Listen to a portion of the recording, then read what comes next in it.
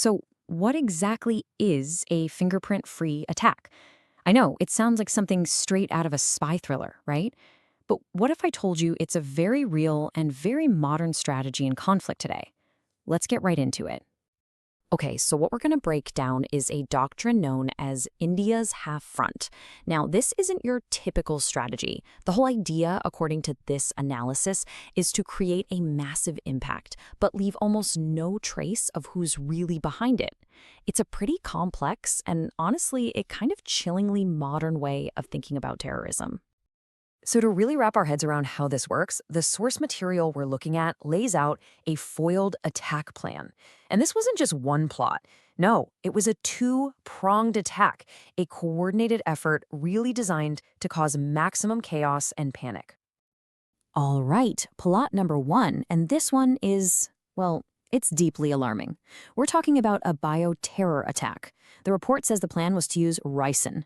Now, for those who don't know, ricin is so deadly, it's a Schedule 1 toxin. That basically means there is absolutely no legitimate medical use for it. And the alleged plan? To poison public spaces. Think food supplies, water sources. Just awful. Then you have the second plot. This one might sound a bit more, well, conventional, but believe me, it was no less lethal. This was all about a massive stockpile of explosives and guns, all for a huge attack near India's capital. The targets? Probably symbolic places, crowded areas. You get the picture. And this is where it gets really interesting. This table just lays it all out so clearly.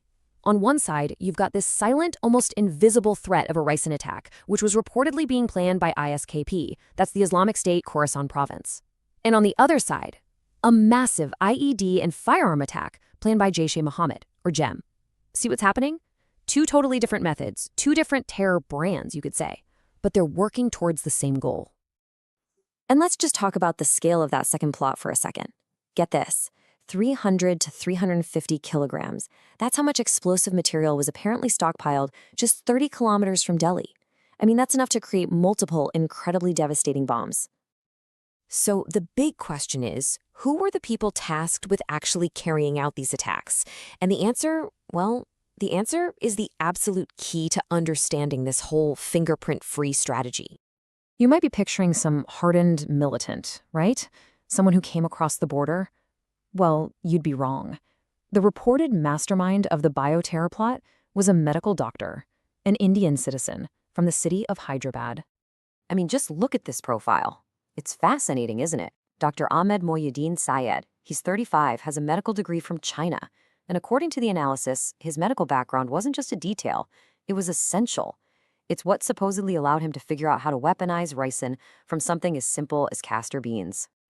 And of course, he wasn't working alone.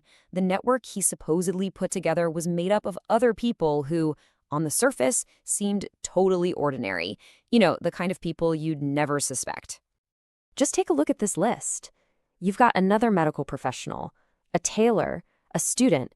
These aren't shadowy figures living off the grid. They're people integrated into their communities, allegedly, handling things like logistics, scouting locations, and passing messages. So this all leads to a really big question, right? Why? Why recruit doctors and students instead of using the old playbook of sending infiltrators across the border? And that question? That takes us right to the heart of this entire strategy. Okay, so let's talk about the Half-Front Doctrine itself. You have to think about the world we live in now. Tighter borders, a lot more international pressure. This is where a new strategy comes into play. A framework where all those pieces we just talked about, the plots, the unlikely operatives, it all starts to make sense. Here's the main idea, and it's really important. The half-front isn't a line on a map. It's not a physical border. It's a front line that's made up of a country's own citizens who've been turned into assets right there on their home turf. The attacks are carried out by locals, and that just completely changes the game. And this is the whole point. This is the goal. According to the analysis, if you only use Indian citizens, then the state pulling the strings leaves zero of its own people on the ground. No foreign nationals means, you guessed it, no fingerprints. And what does that do? It makes it incredibly hard for the country that's been attacked to retaliate militarily. But wait a minute, you might be thinking, how can they deny it when you've got big, well-known terror groups like ISKP and JM involved? Well, the strategy has an answer for that too. It's all about using these groups as cutouts. Think of them as middlemen. The report suggests that even though ISKP is running one plot and JEM is running the other, they both allegedly trace back to the Pakistani state. It's all about creating layers, building in separation to hide who's really in charge. Okay, this chart basically lays out the whole deniability chain step by step. It's a simple but pretty brilliant four-step process. Step 1, the state orchestrates the big picture strategy. Step 2, they activate these independent terror groups to act as the go-betweens. Step 3, those groups recruit and activate the local citizens on the ground. And finally, step 4, if the operatives get caught, the whole thing is framed as just an internal problem for that country. The chain is designed so if that last link breaks, the top links stay hidden. And that's the endgame right there. That's the checkmate move, strategically speaking. If the attackers are caught and evidence links them to, say, JSU Mohammad, the official response from across the border can just be, hey, these are your citizens. And just like that, the entire narrative shifts. It's no longer an act of cross-border aggression, it's now a domestic law and order problem. All right, let's wrap this up. What are the big takeaways here? What does this fingerprint-free threat really mean for national security going forward? So when you boil it all down, this isn't just a small tweak to old tactics. It's a huge evolution. First, you replace foreign fighters with local, educated citizens. That gives the sponsoring state plausible deniability, which makes any kind of military response really, really difficult.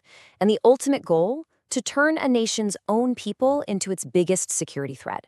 It's a strategy designed to attack a country from the inside out. And that leaves us with a massive and pretty unsettling question for the future, doesn't it?